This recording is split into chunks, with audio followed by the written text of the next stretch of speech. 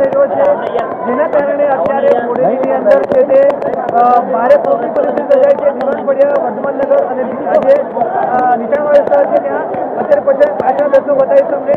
અહીંના જે લોકો જે રેસ્ક્યુની જે ટીમ છે ત્યાં પહોંચી ગઈ છે અને જે મકાનમાં રહેતા લોકોને સુરક્ષિત રીતે રેસ્ક્યુ કરવા માટેની તજવીજ છે તે હાથ ધરવામાં આવી રહી છે। પૂરની પરિસ્થિતિ સર્જાઈ છે। અહીંયા જે મામલતદારની ટીમ છે, એનડીઆરએફની જે ટીમ છે અને મુસ્લિમ સમાજના જે યુવાનો છે તે પહોંચી ગયા છે અને દરેક લોકોને છે તે અહીંથી બહાર કાઢવા માટેની કામગીરી હાથ ધરવામાં આવી છે। લોકોને છે તે બહાર નીકળવા માટેની સૂચના આપવામાં આવી છે, પરંતુ તમે જોઈ રહ્યા છો અત્યારે આજે પરિસ્થિતિ અત્યારે પૂરની પરિસ્થિતિ સર્જાઈ છે। ભારે પવન સાથે વરસાદની આગાહી છે તે ચાલી રહી છે અને જે આજે જગ્યા ઉપર છે તે વરસાદને કારણે પૂરની પરિસ્થિતિ સર્જાઈ છે। લોકોને છે ઘરની બહાર કાઢવા માટેની કામગીરી હાથ ધરવામાં આવી રહી છે। હાલ તમે જોઈ શકો છો જે સમગ્ર વિસ્તાર છે તે હાલ ચિંતામાં મુકાઈ ગયો છે।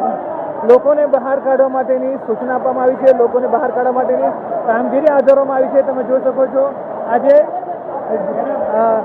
એનડીઆરએફની જે ટીમ છે તે અહીંયા હાજર છે અને લોકોને બહાર કાઢી રહી છે। તો લાઈવ અપડેટ જોતા રહો। ફેસબુક, યુટ્યુબ, ઇન્સ્ટાગ્રામને ફોલો કરવાનું ભૂલશો નહીં। અત્યારે આગળ જે ટીમ જઈ રહી છે જિલ્લાની, આ જે ટીમ છે તે લોકોને બહાર કાઢવા માટે હાલ તમે જોઈ શકો જે લોકો ફસાયા છે પાણીની અંદર, જે પાણીની અંદર ફસાયા છે તે લોકોને બહાર કાઢવા માટેની તજવીજ હાથ ધરી છે।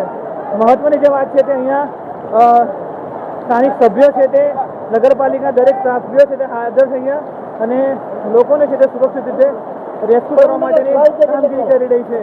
હાલ તમે જોઈ શકો છો આ દ્રશ્યો, આ દિવાનફળિયા વર્ધમાનનગરની અંદર અત્યારે ઊભો છું અને લોકોને જે સુરક્ષિત રીતે રેસ્ક્યુ કરવા માટેની તજવીજ હાથ ધરાઈ રહી છે। લોકોના ઘરોમાં જે પાણી ઘૂસી ગયા છે, આજે પાણીનો ફ્લો તમે જોઈ શકો છો, ખૂબ જ ભારે ફ્લો વધી ગયો છે અને હજુ પણ આગાહી છે તે વધવાની છે, જેના કારણે તંત્ર છે તે એલર્ટ મોડ ઉપર છે।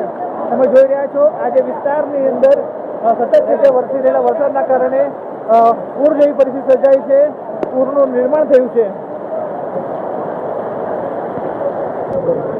જે ચોક્કસથી જે રીતે અત્યારે તમે જોઈ શકો છો આજે લોકો ફસાયા છે તેઓને સ્થળાંતર કરવા માટેની કામગીરી હાથ ધરવામાં આવી છે અને અત્યારે જે ટીમ છે તે અહીંયા હાજર છે, એનડીઆરએફની ટીમ, સ્થાનિક સભ્યો અને મામલતદારની ટીમ અહીંયા હાજર છે અને દરેક લોકોને જે ફસાયા છે તેઓને बाहर काढ़ने तजवीज हाथ धरी है।